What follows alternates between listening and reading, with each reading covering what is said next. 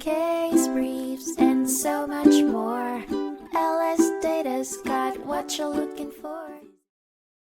In a case that challenged the Recreational Use Statute, James A. Reed, a member of a hunting club, found himself embroiled in a legal battle after taking a tumble from a tree stand installed by the club's officer, James P. Gimber III.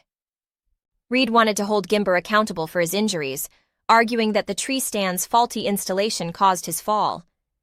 Gimber and his insurer, Employers Mutual Casualty Company, countered this claim by invoking the Recreational Use Statute.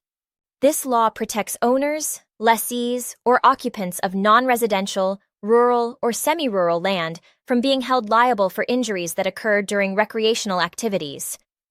The initial ruling by the trial court sided with the defendants, stating that as a hunting club officer and member, Gimber was an occupant of the property under the statute and bore no duty of care towards Reed.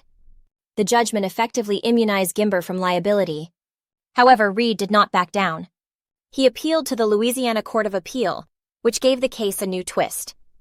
Disputing the trial court's interpretation of the term occupant, the appellate court ruled that this status pertains to those who hold legal possession or control over the premises.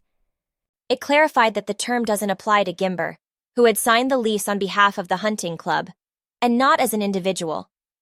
As a result, the appellate court overturned the previous ruling, stripping Gimber of his claimed immunity and paving the way for further proceedings.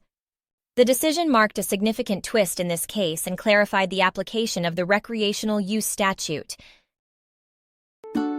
Case briefs, and so much more. LSData's got what you're looking for. Visit lsd.law, elevate your mind.